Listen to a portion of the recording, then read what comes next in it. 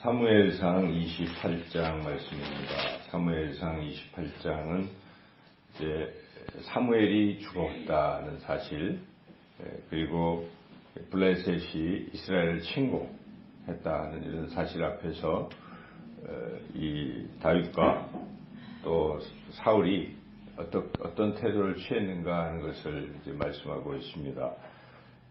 일견 이제 다윗은 잘못했습니다. 다윗은 이 블레셋이 이스라엘을 침공할 때 지금 블레셋에 망명을 하고 있기 때문에 블레셋 왕인 아기스가 다윗에게 너도 전쟁에 참여해서 내 동족 이스라엘을 물리쳐라 이렇게 이야기를 할 때 이 다윗이 아닙니다라고 하지 않고 그냥 충성을 맹세해 버린 것이죠.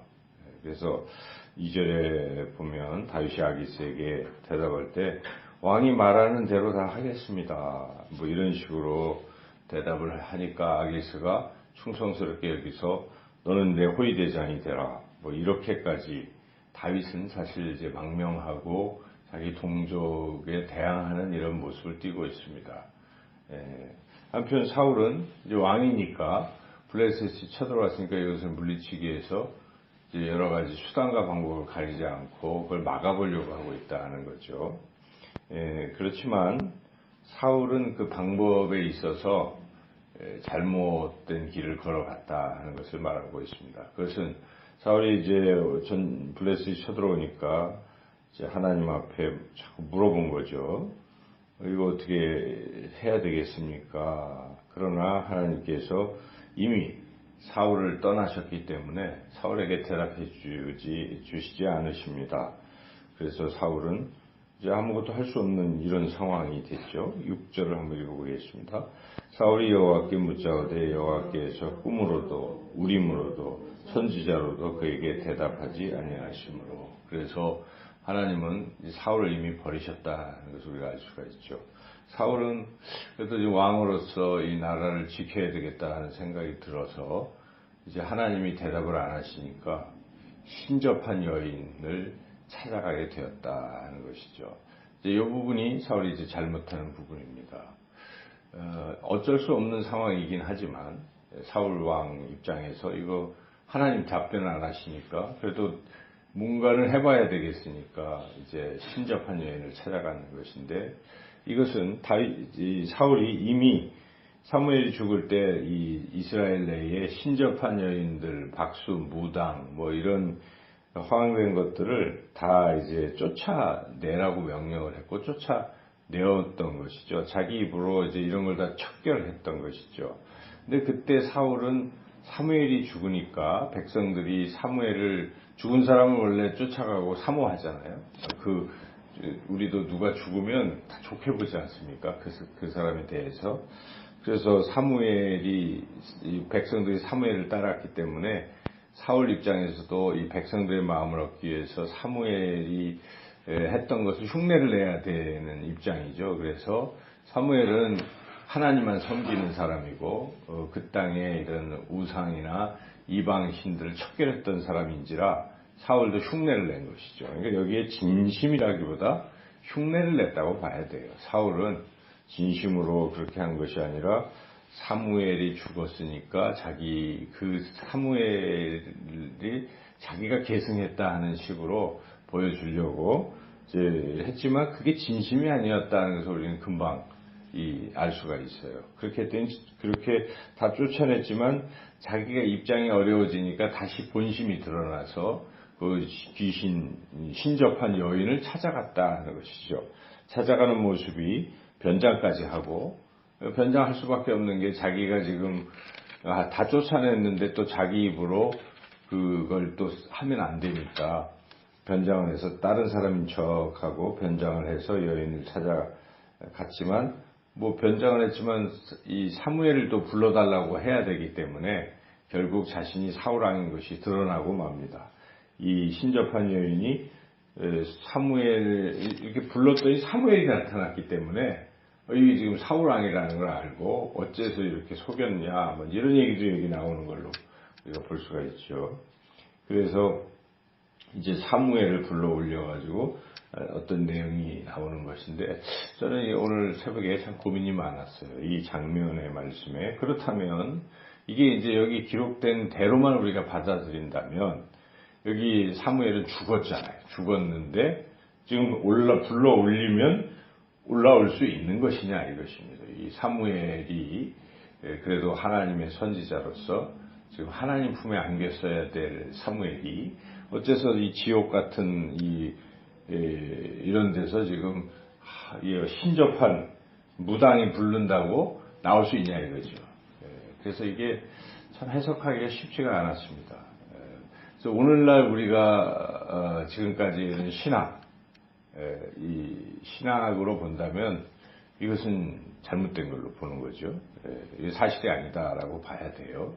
왜냐하면 이 근처에 어디서도 그 이단으로 정제된 그런 데서는 뭐 귀신을 불러내거든요. 귀신을 쫓아내기도 하지만 불러낸단 말이죠. 그래서 어떤 사람에게 귀신을 불러서 대화를 막 한 다음에 쫓아내는 이런 일들을 한단 말이에요. 하는 것이죠. 그리고 우리가 이런저런 책자 같은 걸 보면은 그 신령 무슨 영매 해가지고 영과 접촉하는 초혼술 뭐 이런 것들을 하잖아요. 죽은 사람들 불러내서 TV에도 보면 뭐 빙의 뭐 이래가지고 이런 얘기들 우리가 볼 때 이게 뭐냐, 이게 사실이냐, 이렇게 혼동이 된다는 것이죠. 만약에 그걸 그대로 받아들이면 잘못된 것입니다. 그래서 이것을 우리가 어떻게 해석을 하냐면 그것은 거짓된 영으로 보는 것입니다. 그 사탄은 존재하니까, 하나님이 계시지만 마귀가 존재하니까 마귀가 그런 것들을 거짓되게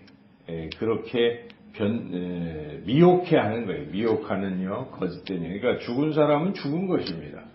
부천을 떠돈다는 것은 우리나라의 사람들이 이렇게 생각했던 거죠. 전통적으로.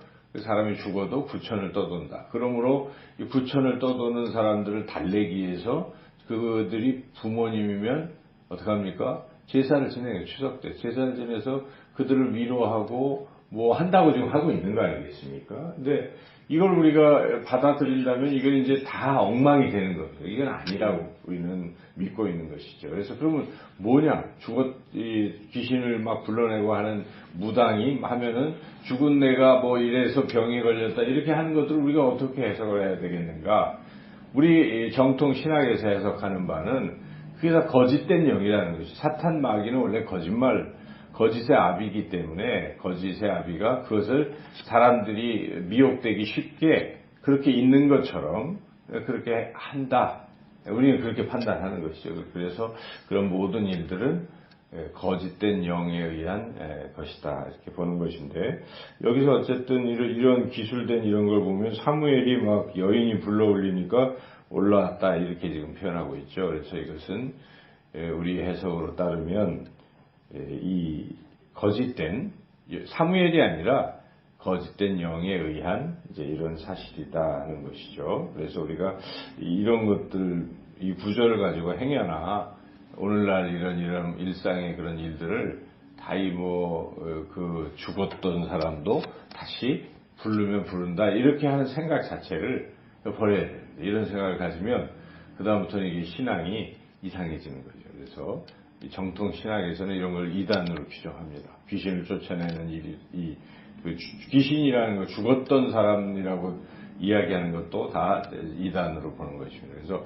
성경에 나오는 귀신은 거짓된 영, 사탄의 졸개들로 보는 거죠. 그 예수님이 쫓아냈던 귀신도 사탄의 그 거짓된 영들로 우리가 그렇게 해석을 해야 합니다. 그래서 여기서 어쨌든 이 스토리에서 이제 우리가 중요한 메시지는 이런 거 하나하나에 대한 어떤 것에 깊이 들어가기보다는 이것은 제 잘못된 것으로 보고 전체적으로 우리가 깨달을 수 있는 것은 다윗과 여기 등장하는 이 사울을 비교해 볼 때 다윗은 잘못했잖아요. 사실 망명을 해가지고 블레셋의 편에 서가지고 동족을 지금 죽이려는 군대의 장군이 돼 있는 이런 상황이고, 사울은 여하튼 이스라엘 백성들을 지키려고 뭐 수단과 방법을 가리지 않고 여하튼 이 신접한 여인까지 변장까지 해서 찾아가서 뭔가 나라를 지켜보려고 했다 이렇게 일견 보여지지만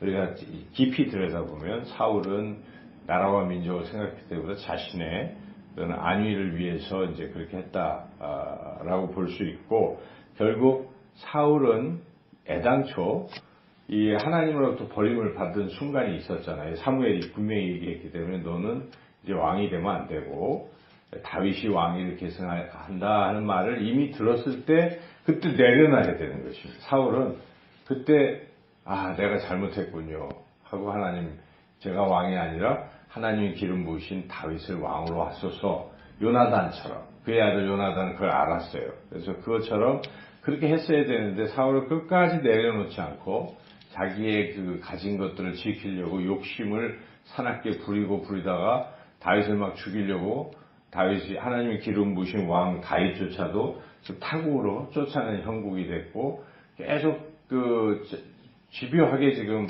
이 다윗을 죽이려고만 하고 여기서는 말까지 번복하면서 신접한 쫓아냈던 신분에 다시 거기 변장까지 해서 하는 이러한 모습은 추악한 모습이라고 봐야 돼요. 그러니까 사울은 잘못된 것을 반성을 해서 회개해서 돌이켜야 되는데 그러지 않고 끝까지 자기 것을 놓치지 않으려고 계속 고집을 부리는 그런 사울로 우리가 봐야 되는 것이고 다윗은 본문에서 등장하지는 않지만 지금 블레셋 편에 선 것 같지만 그러나 그 다음 스토리들을 보면은 다윗이 실제로 전쟁터에서 이스라엘 백성을 해롭게 하지 않습니다. 오히려 블레셋을 좀 이렇게 하는 그런 모습들 우리가 30장에 가면 볼 수가 있어요. 그래서 다윗의 진심은 그런 게 아니었다는 것을 알 수 있고 또한 설령 다윗이 거짓말로 거기서 충성을 맹세했지만 다윗은 진심으로 하나님께 충성을 하는 사람이고 백성을 사랑하는 사람이고 또 잘못했을 경우는 회개할 줄 아는 것이 다윗의 특징이에요. 그래서 밧세바를 범하고 그의 남편 우리아를 전쟁터에서 암살을 했지만 그 죄악을 지적받았을 때 철저히 회개했던 다윗. 그래서 결국 사울과 다윗을 우리가 비교해 보면 비슷하게 잘못할 수 있지만 다윗은 잘못했더라도 다시 회개할 줄 아는 사람이다. 그런데 사울은 잘못하고 회개를 안 하고 끝까지 고집을 부리고 이런 돌아오지 않는 이런 차이로밖에 오늘 본문은 그렇게 봐야 되겠어요. 그래서 우리 오늘 메시지를 얻는다면 사울처럼 그렇게 끝까지 고집을 부리면 안 되겠구나. 계속 잘못했음에도 불구하고 돌이키지 않고 그것을 계속 하다 보면 잘못은 점점 커져서 이제 31장에서는 사울은 비참한 최후를 이제 맞이하게 되는 것이죠. 그래서 우리가 하나님 주시는 교훈은 회개하라는 것입니다. 끝까지 고집 부리면 결국은 멸망된 길로 간다는 것이죠. 그래서 오늘도 이 말씀 우리가 가슴에 새기고 우리가 행여나 잘못하면 빨리 하나님 앞에 회개하고 바른 길로 가는 그러한 신앙의 삶을 살아가야 하겠습니다. 오늘도 이 말씀 의지하시고 살아가시기를 주님의 이름으로 축원합니다.